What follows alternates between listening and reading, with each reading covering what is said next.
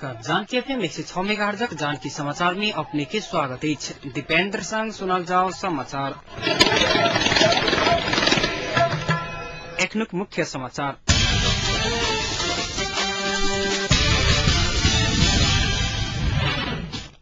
सिराहा के सप्तऋषि अस्पताल के नजदीक आज सांझ दुर्घटना में 32 गोटे घायल। शांति और संविधान निर्माण के मुख्य बाधक वर्तमान सरकार भेल पूर्व प्रधानमंत्री नेपाल के धारणा। विवाह समाधान उप समिति के बैसार निष्कर्ष विहीन संपन्न। जनकपुर धाम महिला क्रिकेट के उपाधि जीतब भेल सफल। सरकार चाहत लोड शेडिंग आधा कम क सकत पूर्व ऊर्जा मंत्री बिष्ट के दावा। स्थानीय निकाय के चुनाव कराबो मंत्रालय तैयार रहत स्थानीय विकास मंत्री राय माझी के धारणा। अत्यधिक मादक पदार्थ के सेवन से सप्ताह में 2 गोटे के मृत्यु। जनकपुर नगर पालिका बंद कर के भेल अखाड़ा। करीब 3 सप्ताह के बाद खुजल कार्यालय में कर्मचारी लगभग फेर सब ताला। पंजाब के अमृतसर अपन कन्या के साथ पहुंचल भारतीय प्रधानमंत्री के अन्ना हजारे के कार्यकर्ता देखला कारी झंडा। समाचार अब विस्तार से। सिराहा के लाहन स्थित सप्तऋषि अस्पताल के नजदीक आज सांझ 5 बजे भेल बस दुर्घटना में कमती में 32 गोटे के मृत्यु भेल। सिराहा से पश्चिम तरफ आबि रहल बस 81 पलटला के बाद 32 गोटे घायल भेल। घायल सबके नाम खुजल नहीं सकल आ स्थानीय स्तर में किछ के इलाज भरल त किछ के बीपी कोइराला मेमोरियल अस्पताल में रेफर कयल गेल।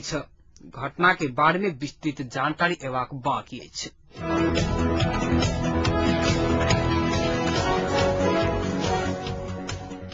सर्लाही जिला के लालबंदी स्थित भूदेव खाद्य उद्योग के प्रशासकीय प्रबंधक जयंत वज्रगाई के आय उद्योग वाणिज्य संघ सर्लाही शाखा सम्मान केलक। संघ के आज 3 साधारण वार्षिक साधारण सभा के अवसर में आर्थिक सहितक विभिन्न में सहयोग पहुंचने कहत प्रबंधक वज्रगाई के दोसल्ला ओढ़ाक कदर पत्र दैत सम्मान कयल गेल। एहि बीच आजुक साधारण सभा उद्योग वाणिज्य संघ लालबंदी शाखा के बाबू काजी प्रधान के अध्यक्षता में 11 सदस्य नया कार्य समिति चयन सेहो केलक। जिनमें उपाध्यक्ष नवराज मिश्र, महासचिव विक्रम भंडारी आ सचिव में शिव प्रसाद नेवानी सहित के अछि।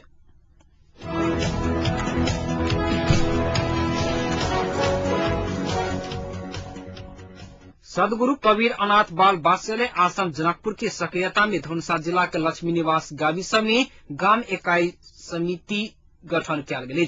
कार्तिक कुमार बाजार में संत राम अवतार महतो के अध्यक्षता तथा कबीर आराधना मंडली चित्रपुर के अध्यक्ष पुण्य देवदास के प्रमुख आतिथ्य में विशल साधु संत बुद्धिजीवी युवा सबक जमघट से 15 सदस्यीय सहयोग समिति गठन किया गेल। आश्रम के महासचिव नथुनी महतो आ पत्रकार दीपेंद्र सिंह के सक्रियता में गठन भेल समिति के अध्यक्ष में कर्मवीर महतो, उपाध्यक्ष में पुण्य देवदास के सर्वसम्मति से चयन किया गेल। 13 सचिव में नथुनी महतो, सहसचिव में दीपेंद्र सिंह, कोषाध्यक्ष में अशोक महतो के चयन कयल गेल छन्।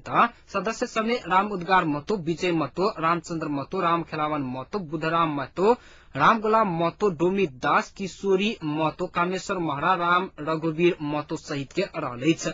समिति के गठन पश्चात बैसार से ओ गाविस में चंदा संकलन करते अनाथ बाल बच्चा के पालन पोषण कर रहल सदगुरु कबीर अनाथ बाल वात्सल्य आश्रम जनकपुर के आर्थिक सहयोग सहित अन्य सहयोग कर के निर्णय भेल बताओल गेल।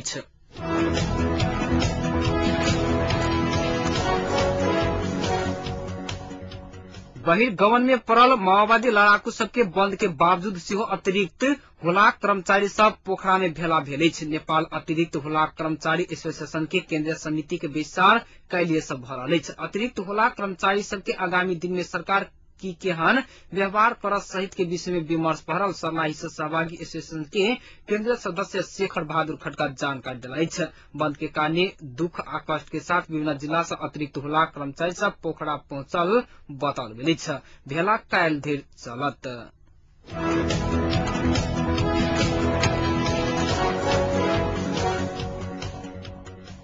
रोहतहट जिला के आधा दर्जन बेसी सरकारी कार्यालय बीतल लंबा समय से कार्यालय प्रमुख विहीन रहल। कार्यालय मुकायम के भर में चलला के कारण समय में सेवाग्राही सब सेवा नहीं पुणे उपराग सेहो बढ़ लागल। सदर मकाम गौर में रहल अधिकांश सरकारी कार्यालय सब मधेश आंदोलन के समय से कामू के भर में चलित आबि रहल।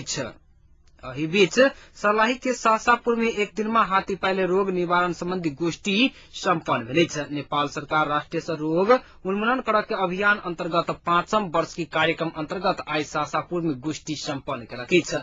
स्वास्थ्य चौकी इंचार्ज रिजन महतो गाविस भीतर के स्वयंसेवक आ स्वयंसेविका के हाथी पाइले के दवाई वितरण करे के तरीका के बारे में सेहो जानकारी करौने छलखिन। अही से पहिने हाथी पाइले के दवाई घर घर में जाकर खुआब के भेला के बावजूदो अही वर्ष पहिल दिन तय कयल गेल केन्द्र सब में आ दोसर तेसर दिन छूटल सबके घर घर में जाकर दवाई खुआल जात कार्यक्रम रहल अछि। पुष 20, 21 आ 22 गते सर्लाही में हाथी पाइले औषधि खुआल जात कार्यक्रम रहल अछि।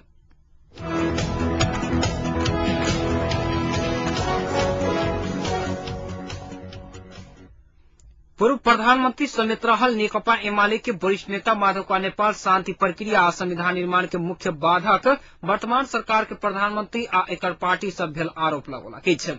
नेता नेपाल रौतहट के गंगा पिपरा गाविस में आयोजित शीतलहर पीड़ित के राहत वितरण कार्यक्रम के बाद संचारकर्मी संग बातचीत करबा क्रम में एहन बात बतौल अछि। ओ सरकार शांति प्रक्रिया आ संविधान बनाव के काम पूरा कर नहीं सकत सेहो जिक्र केला अछि।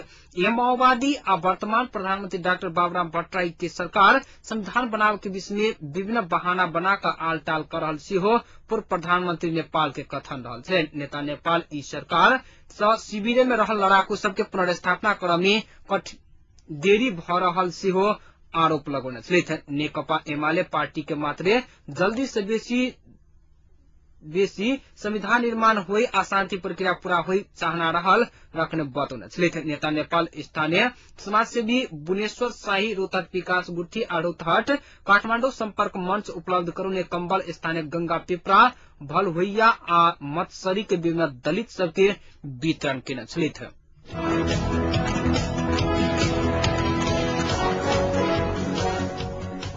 संविधान लेखन के क्रम में देखल गेल विवादित मुद्दा समेत सहमति कर बनल विवाद समाधान उप समिति के बैसार आइ सेहो बिना निष्कर्ष सम्पन्न भ गेल। बैसार काल्हि भिनसर फेर सब बैसत। उप समिति के बैसार में विवादित मुद्दा सब शासकीय स्वरूप निर्वाचन प्रणाली आ न्यायिक समिति के प्रतिवेदन के बारे में विमर्श भेला के बादो कोनो निष्कर्ष में पहुंचल नहीं सकल। काल्हि बैसल संवैधानिक समिति के बैसार बाकी विवाद के मुद्दा समेत सहमति करबा लेल अपन माथा में रहल उप समिति के थप 2 दिन के समय देव के निर्णय केने छलैक। जनता से निर्वाचित कार्यकारी राष्ट्रपति आ संसद से निर्वाचित प्रधानमंत्री रह के शासकीय स्वरूप के विकल्प सहित के प्रतिवेदन उप समिति संवैधानिक समिति में पेश कर चुकल अछि।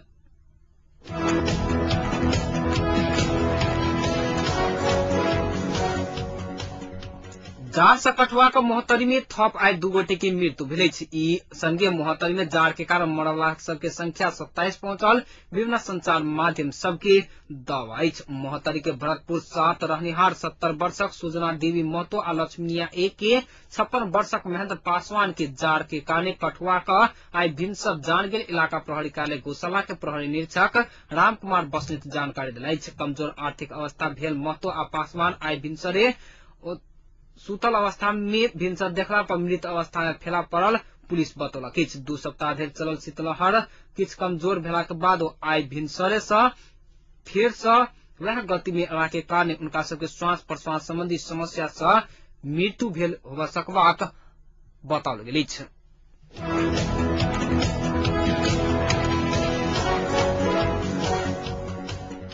ये माओवादी केंद्रीय समिति के जारी बैसार में एखन धरि में 65 गोटे केंद्रीय सदस्य सब अपन अपन धारणा रखलक अछि। अध्यक्ष पुष्पकमल दाहाल प्रचंड शांति आ संविधान लेखन के जारी प्रक्रिया के प्राथमिकता में राख के दृष्टिकोण सहित के प्रस्ताव रखने सहित वरिष्ठ उपाध्यक्ष मोहन वैद्य पक्ष केंद्रीय समिति के बैसार में जन विद्रोह में जाके विकल्प सहित के प्रस्ताव रखने सहित बीतल बुध दिन से शुरू माओवादी केंद्रीय समिति के बैसार में केंद्रीय सदस्य सब धारणा रखला के बाद नेता 2 जवाब देवे के कार्यक्रम अछि। काल्हि भिनसर 11 बजे के बाद फेर से बैसार बजाओल गेल अछि। एहि से पहिने काल्हि के लेल बजाओल गेल बैसार सचिव सीपी गजुलेल के मातृ शोक पड़ला के बाद स्थगित करऽ पड़ल छलैक।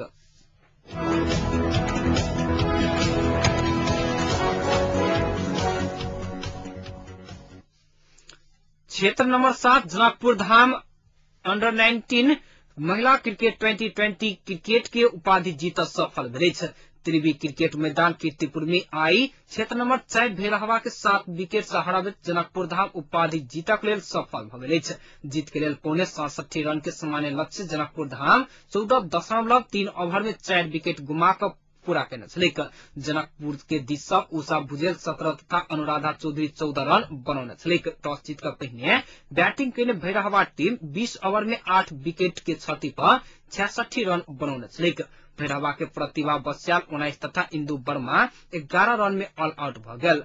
आशा थापा आउट नहीं भकर 11 रन बनौने छलैक। तहिना बुध दिन से शुरू भेल प्रतियोगिता में बैटिंग के तरफ से भैरहवा के प्रतीक्षा बस्याल, बॉलिंग के तरफ से क्षेत्र नंबर 3 काठमांडू के सिलू रिजाल आ विकेट कीपिंग के क्षेत्र में नंबर 2 वीरगंज के मनीषा चौलागाई उत्कृष्ट भेल अछि। प्रतियोगिता में 5 खेल में 1 से 15 रन बनौने बॉलिंग तरफ 7 विकेट लेवा वाला भैरहवा के Indu Verma player of the tournament सेहो भेल अछि।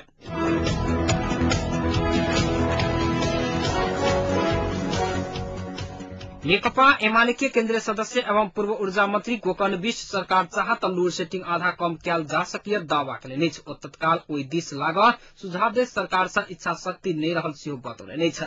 सरकार लोड शेडिंग हटावे के बदला बढ़ावा दिस लागल आरोप लगबैत ओ लाइसेंस वितरण करय के समय में ध्यान देवा के छल बतौने छलखिन। प्रेस चौतारी नेपाल दाङ शाखा आई घोराही में केने पत्रकार भेटघाट कार्यक्रम में बजैत विष्ट सर्वोच्च अदालत आ व्यवस्थापिका बीच देखल गेल द्वंद्व के तत्काल अंत्य करय पड़त बतौलनि अछि।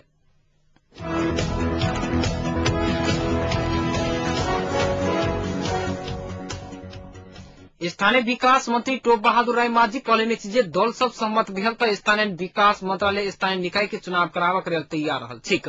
भक्तपुर में आई एकटा कार्यक्रम के संबोधित करैत राय माझी एहन बात बतौला अछि।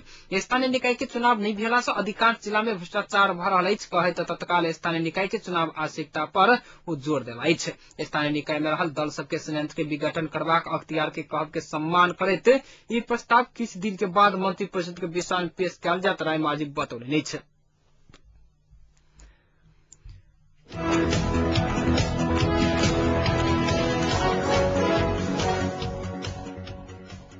संघीयता के विषय में पार्टी के औपचारिक धारणा तय करवाले नेकपा एमाले के केंद्रीय स्तर के 2 दिन के जमघट आई से भक्तपुर में शुरू भेल अछि।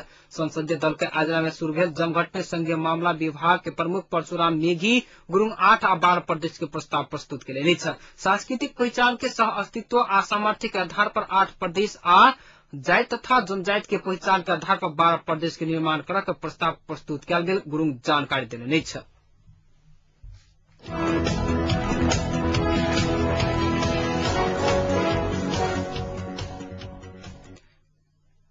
कांग्रेस केंद्रीय सदस्य शेखर कोइराला शांति प्रक्रिया बिना पूरा केने संविधान नहीं बन सकत बतौलनि अछि। शांति प्रक्रिया पूरा करके संविधान नहीं बनत नहीं बनो प्रेस यूनियन उदयपुर आय गायघाट में केने पत्रकार सम्मेलन में ओ कहलनि जे शांति प्रक्रिया बिना पूरा केने संविधान निर्माण क फिर बंदूक के भर में चुनाव जीत के दाव में माओवादी लाइट पड़ल अछि। ओ माओवादी शांति प्रक्रिया के जहिना के तहिना राइख क संविधान बनावे के दाव में रहल बतौलनि अछि। कोइराला कांग्रेस से चाहते में सरकार परिवर्तन नहीं हैत सेहो उल्लेख केलनि।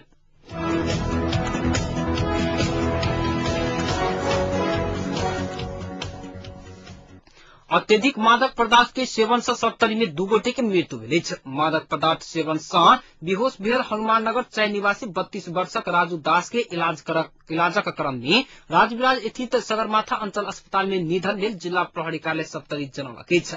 हनुमाननगर स्थित हनुमान चौक के एकटा मदिरा दुकान के आगा बेहोश अवस्था में भेटल दास के इलाजक क्रम में मृत्यु भेल पारिवारिक सूरत जनौलक अछि। तेना अत्यधिक मदिरा सेवन पश्चात विष सेवन केने रामपुरा मलहनिया वार्ड नंबर 9 निवासी 35 वर्षक सुदन मुखिया के सेहो मृत्यु भेल पुलिस जनौलक अछि।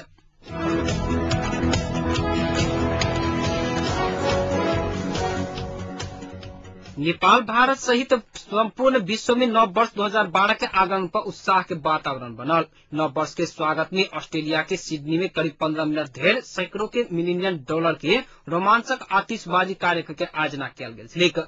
दुनिया में सबसे पहिने नव वर्ष के स्वागत समारोह आ तोकलाओं में कैल गेल। अंतर्राष्ट्रीय तारीख रेखा के अनुसार सबसे पहिने एहि स्थान पर नव साल के आगमन भेल छलैक। एहि बीच विश्व भर के नेता एवं नव वर्ष के संदेश में शांति आ खुशहाली के कामना केलनि अछि। एम्हर नव वर्षक अवसर पर जनकपुर में सेहो पैघ संख्या में भारतीय पर्यटक सब जमघट देखल गेल। तऽ आइ भिनसरे से सीमावर्ती क्षेत्रक पर्यटक सब जनकपुर के जानकी मंदिर, राम मंदिर दर्शन करबा लेल भीड़ देखल गेल छल। तहिना स्थानीय युवा वर्ग सेहो जनकपुर के विभिन्न ठाम में जाकर जनकपुर का covered hall, Manipal, Mujeliya base camp, माछा पालन, बसहिया इंजीनियरिंग कॉलेज सहित स्थान पर नव वर्ष के अवसर पर बिना समूह बनाकर बनभोज खाय के लेल विभिन्न समूह सबके देखबा में आयल छलिक। एहि बीच नव वर्ष 2012 के शुरुआत के संगे नया वर्ष के हर्षोल्लास के संग आइ मनाओल गेल।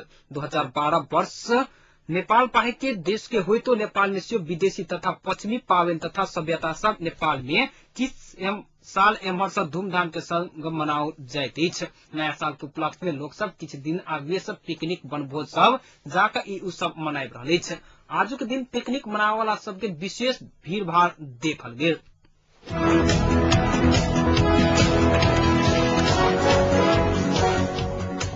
जनकपुर नगरपालिका के कर्मचारी एसोसिएशन के कार्यालय में आई से अनिश्चितकालीन तालाबंदी केलक अछि। एसोसिएशन द्वारा कयल गेल तालाबंदी के कारण कार्यालय के संपूर्ण कामकाज ठप भेल। नगरपालिका के बोर्ड प्रतिनिधि द्वारा कयल गेल तालाबंदी खुजला के 4 दिन के बाद कार्यालय में फिर से तालाबंदी केला के कारण सेवाग्राही सबके समस्या पड़ल अछि। कार्यालय में कामकाज करय के असुरक्षित वातावरण भेल कहैत कर्मचारी सब ऊपर हुल हुज्जत के निहार व्यक्ति के कार्यवाही आ कार्यालय प्रमुख में राजकिशोर शाह प्रमुख के रूप में नहीं आवधेर कामकाज बंद करय के एसोसिएशन के निर्णय अछि। दमकल सेवा छोड़ि कऽ अन्य संपूर्ण सेवा बंद कयल जेतैक एसोसिएशन जनौलक अछि। राजनीतिक समिति के बैसार चलि रहल समय में एडीबी के पत्र देबऽ गेल कर्मचारी ऊपर अपशब्द प्रयोग करैत बाहर निकालैत अपशब्द प्रयोग कयल गेल कहैत एसोसिएशन संघर्ष में उतरल अछि। एसोसिएशन घटना में संलग्न मधेसी जन अधिकार फोरम लोकतांत्रिक धुनसा के अध्यक्ष उमाशंकर अरगरिया, फोरम लोकतांत्रिक के तरफ से नगरपालिका बोर्ड में सहभागी नरेश यादव आ सूर्य भावर राष्ट्रीय एकता परिषद के कौशलेंद्र मिश्र ऊपर कार्यवाही प्रक्रिया आगू बढ़ावा के लेल स्थानीय प्रशासन से मांग सहयोग कयल गेल अछि।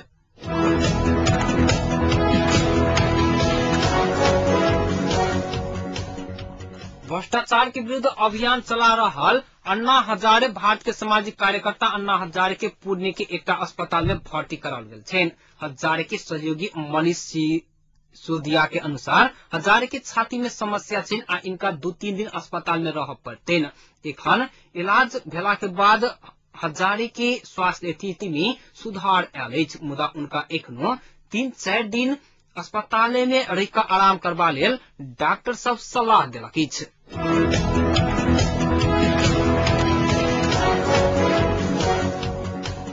जापान के राजधानी टोक्यो एवं एकर अगल बगल के क्षेत्र में आई भूकंप के पैघ झटका महसूस कयल गेल अछि, जेकर तीव्रता 7 रेक्टर स्केल मापन कयल गेल अछि।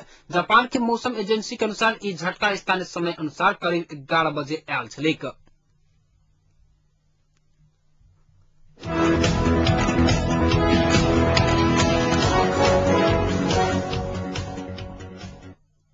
पंजाब के अमृतसर में स्वर्ण मंदिर पहुंचल भारत के प्रधानमंत्री मनमोहन सिंह एवं उनकर पत्नी गुरशरण कौर के अन्ना हजारे के समर्थक सब आई काली झंडा देखौलक अछि। करीब 1000 की संख्या में उपस्थित अन्ना के समर्थक भ्रष्टाचार के विरोध में नाराबाजी करैत प्रधानमंत्री के काली झंडा देखौने छल।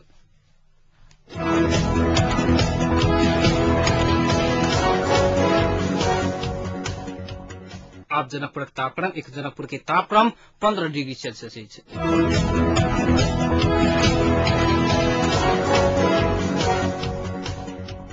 समाचारक अंत में एक बेर फेर से मुख्य समाचार।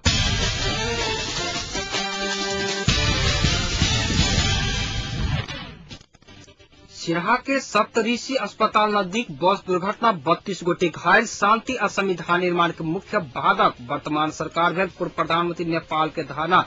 विवाद समाधान उप समिति के बैसार निष्कर्ष विहीन संपन्न, जनकपुर धाम महिला क्रिकेट के उपाधि जीत भेल सफल। सरकार चाहत लोड शेडिंग आधा कम भ सकत, पूर्व ऊर्जा मंत्री बिष्ट के दावा।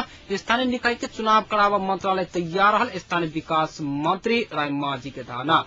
जनकपुर नगर पालिका बंद कर के भेल अखाड़ा करीब 3 सप्ताह के बाद खुजल कार्यालय में कर्मचारी सब फेर से लगा दिलक ताला। आ पंजाब के अमृतसर में अपन पनिया के साथ पहुंचल भारतीय प्रधानमंत्री सिंह के अन्ना के हजारे के कार्यकर्ता देखलक कारी झंडा। एहि के संग आजुक जानकी समाचार की सब बुलेटिन अहिठाम संपन्न भेल। काल्हि भोर 6:55 में पुनः जानकी समाचार की संग उपस्थित रहबेटा करब। ताधरिक लेल समाचार कक्ष के संपूर्ण सहकर्मी सबके संग हम दीपेंद्र सिंह विदा साहब इतना सुनित रही जानकी एफएम 106 मेगाहर्ट्ज। नमस्कार, शुभ